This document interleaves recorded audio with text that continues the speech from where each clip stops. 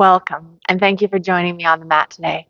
Today's class, we are going to be focusing on our wrists, our ankles, our toes, and into our fingers. Some of those joints that kind of get a little bit ignored, but that we really want strong wrists and ankles for our everyday life as well as our yoga practice. So to start us off, just find a comfortable spot on your yoga mat. We're going to gently start with our wrists, and we'll be alternating a lot between our wrists and our toes and ankles, just because we don't necessarily want to give too much focus at one time onto these wrists. We're going to just make some gentle fists and just start some nice slow circles. So we really want to focus on slower movements and just feeling the movements. I know that sounds weird, but sometimes when we go fast through things, we're not really giving the attention to the muscles and the joints that they need. It's really good for cardio, but when we think about strength, we think about mobility, we want to think slow and deliberate. So we'll take those circles in the opposite direction. These are just a nice little warm-up.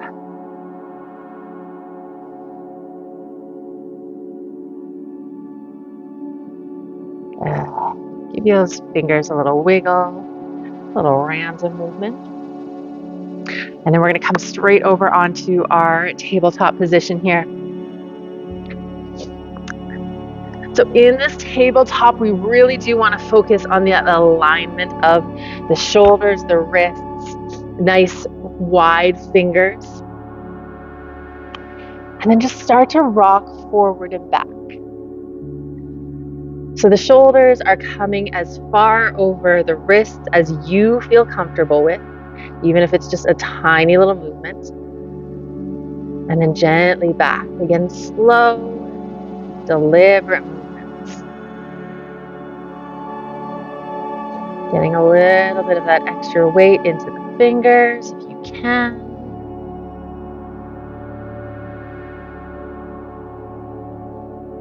Good. And then we're going to start to make some circles. Because remembering, our wrists don't just move in one direction.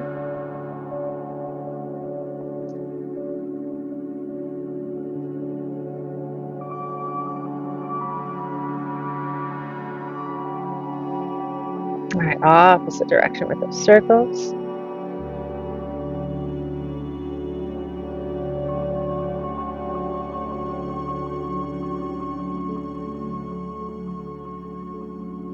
And we're going to relax off our wrists, and we can get this opportunity to stretch the toes and the ankles. So we're going to tuck the toes underneath as if we were coming into down dog.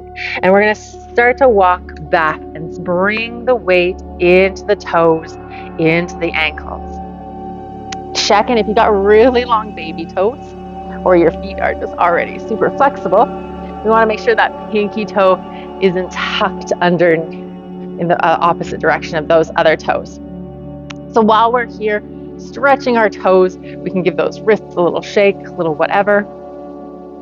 If this starts to feel really intense, lift up for a little bit and then sink back down. And you'll have to work the thighs a little bit, but you can almost hover as well, kind of deciding what level of pressure you want on your toes.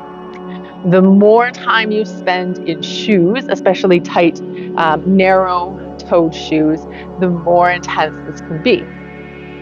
If you spend a lot of time wearing wide-toed shoes, if you spend a lot of time in bare feet, whether that's for yoga or martial arts, you may find this a little bit easier. Also, the more you do it, the easier it's going to become. All right, let's all come off of that. Give the toes a little hot massage. And then we'll come back to the wrists, sending the fingers away from one another. Now, if you can, have the whole hand on the mat. That'll give you a nice stretch through the fingers.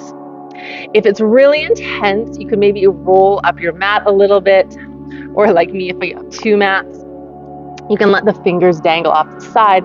It gives them a little bit of a rest here. If you've got a floor, or if you're just on the floor as well, that's great. And we're just going to go side to side. Again, only going as far as you are comfortable with. And perhaps you can observe the difference in one wrist to the other. So when we're going forward and back, it's a little harder to tell. But this one, because we're isolating each hand, you might notice one side a little bit more comfortable, going a little bit further. Now, there's nothing wrong with that. That has a lot to do with just our everyday actions. You can have impacted by wrist injury as well. All right, we're going to come into those circles as well. Again, slow, deliberate.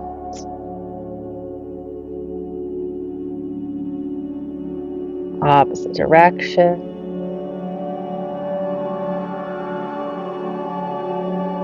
Probably going a little bit fast. I'll slow it down.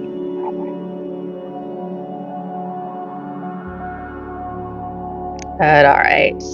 Tuck those toes back underneath. Weight off the hands. Again, give those wrists some circles, some flicks.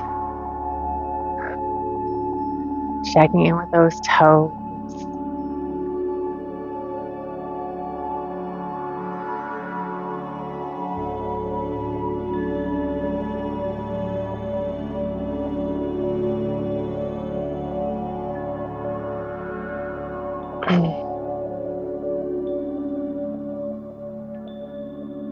All right, back to the wrists.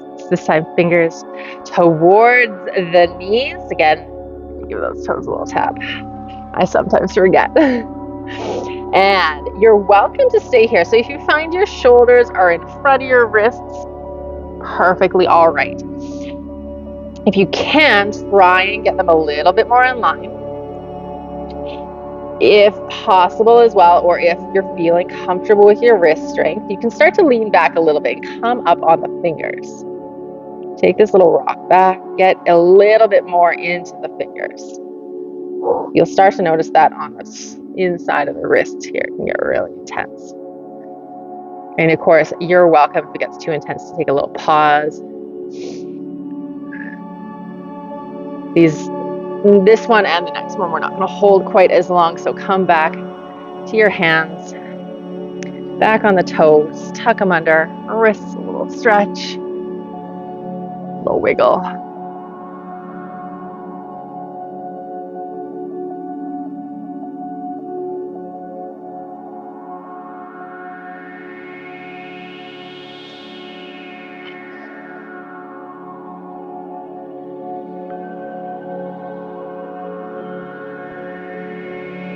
All right, back to those wrists. Again, remember this time, keep your toes a little tap. And we're actually going to take the backs of the hands to the mat. So for some of us, we may need to start quite low with those elbows bent. And then you can start to straighten as much as is comfortable. And then just take some little movements. So you might be quite low to the earth, and then only come up a little bit, and then a little further again. But we're going nice and slow.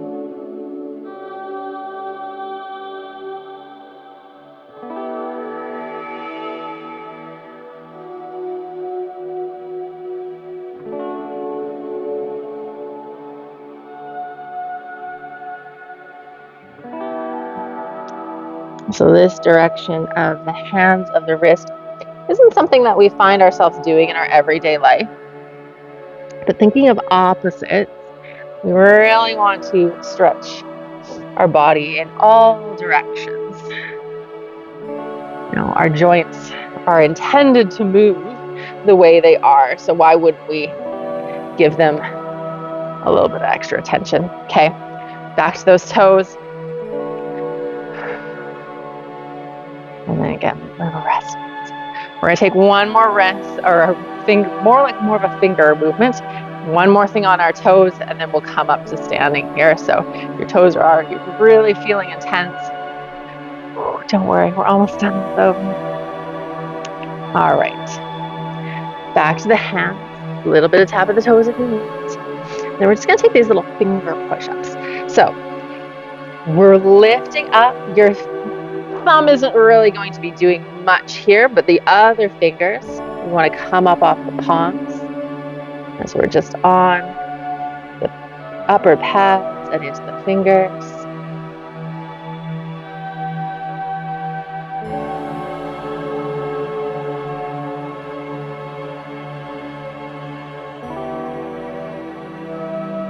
I'm gonna take 2 more, I think. Nice. All right, one more toe stretch. Bring it back. Shake out those wrists.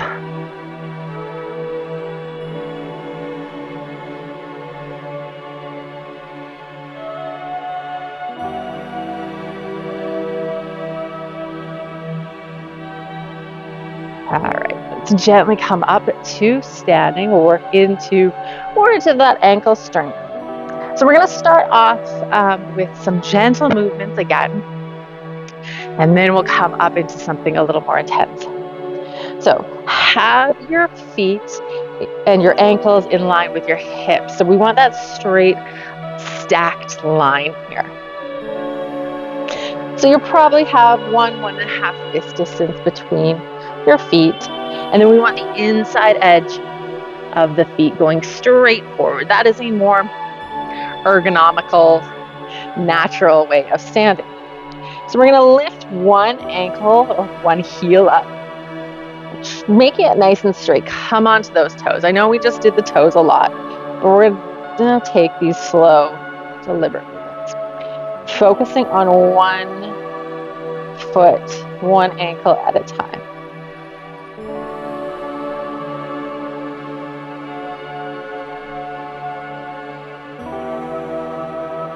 And doing this little warm up is really important because we don't want our ankles to roll out to the side when we're lifting both of them later. All right, like one more. I have lost count, so if you've been counting yours, make sure you get an equal amount on the other side as well here. So I'm switching over to my left foot. And of course, it doesn't matter which foot you decide to start with.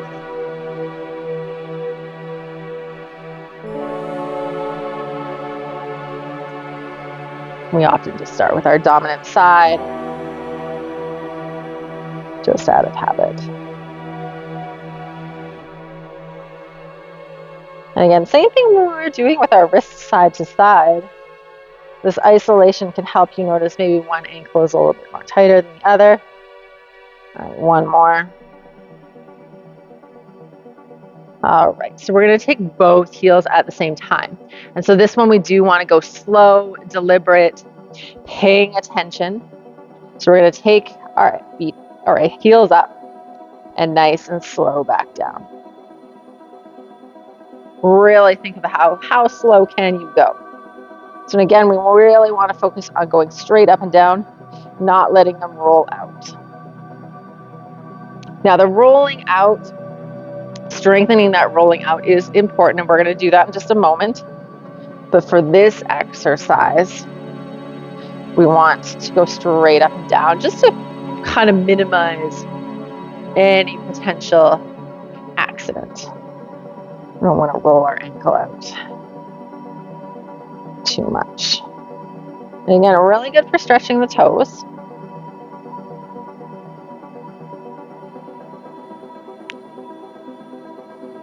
Especially if you find you're starting to develop sore toes or bunions, doing a lot of these toe stretches can help minimize their impact. All right. So now we are going to come to the outside of the ankle. So we want to roll onto the outside edge of the foot, give it a little bit of a pressure, and gently come back. Now, if you've had an ankle injury, this might be a little intense, so just don't roll too much. Be conscious of how far you're going.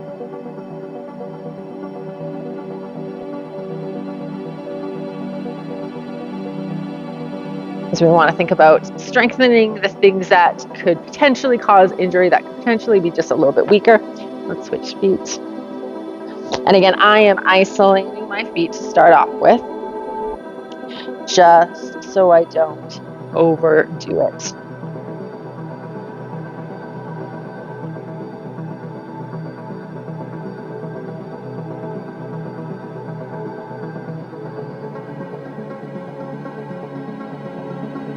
All right, I'm going to take one more.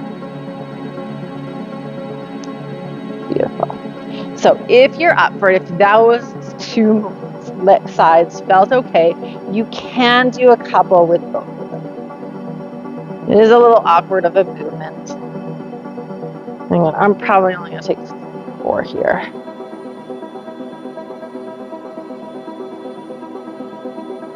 Good. All right, back into center. All right, now we also want to think of lifting the toes up, getting that other ankle direction. So we come forward, we want to come back and lower. Now be careful with your knee. Obviously, as soon as I start to lift my toes, my knee wants to come back.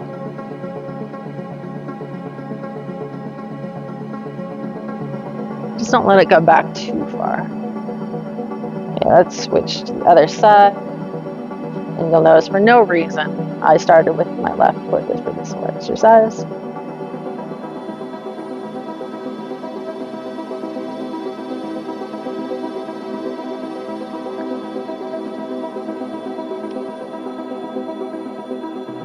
Good. All right, relax. We're going to come back down to the earth. One last little movement for our ankles. And I'm going to give you 2 options here. So we're going to send one leg out straight. Doesn't really matter what it does. So we can rotate the ankle. So traditionally, you can just hold the foot. And again, slow, deliberate. Making the ankle do a lot of the work. The hand is kind of more of a guide.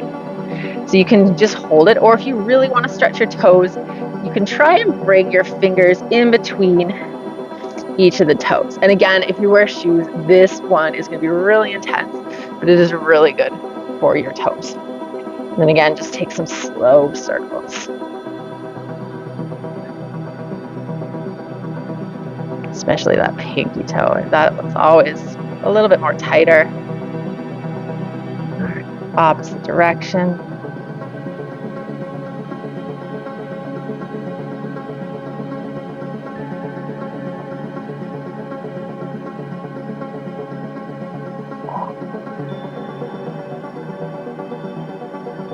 All right, release that first leg, switch it up to the second, and again, choosing whether or not you just want to hold, get all those fingers in there. And you may notice that one foot, those toes are a little bit tighter than the other. And just a little bit of biology, a little bit of nature, nurture.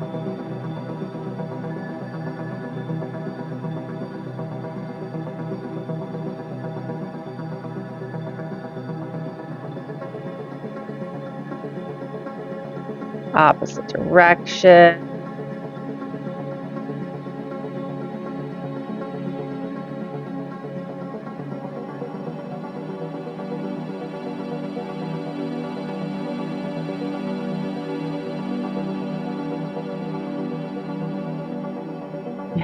Relax, release those toes.